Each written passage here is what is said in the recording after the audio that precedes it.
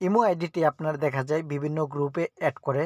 এরকমের অনেক কিছুই রয়েছে যেগুলো আপনি অপশন অফ করে রাখতে পারবেন। এইখানে আপনারা দেখতে পারবেন প্রথমে রয়েছে ইমো আইডি, আপনি চাইলে কিন্তু এটা অফ করে রাখতে পারবেন। এখানে শেয়ার অপশন, প্রোফাইল এটা অফ করে রাখতে পারবেন। এখানে প্রাইভেট গ্রুপ এটা অফ করে রাখতে পারবেন। পাবলিক গ্রুপ এটা অফ করে রাখতে পারবেন। এখানে অনেকগুলো অপশন রয়েছে যেগুলো আপনি অফ করে রাখবেন। যদি কেউ আপনাকে অ্যাড করে তাহলে আপনি যদি তাদের রিকোয়েস্ট অ্যাকসেপ্ট না করেন তাহলে কিন্তু কখনো অ্যাড হবেন না। এরকমের ইন্টারেস্ট ভিডিও পেতে আমার চ্যানেলটা সাবস্ক্রাইব করে দেবেন এবং ফেসবুক পেজটাকে ফলো করে দেবেন। সেজন্য চলে আসবেন ইমো অ্যাকাউন্টে। ইমো অ্যাকাউন্টে আসার পর এইখানে আপনারা উপরে প্রোফাইল দেখতে পারবেন।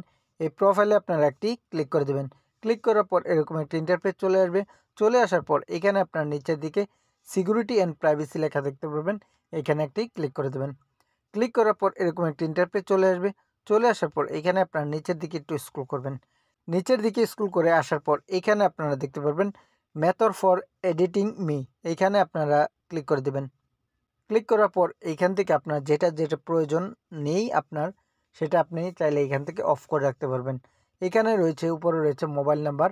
এখানে যদি চান আপনি অন্য কেউ না দেখুক, কন্ট্যাক্ট নাম্বার যারা রয়েছে তারা ব্যতীত অন্য কেউ কিন্তু দেখতে পারবে না।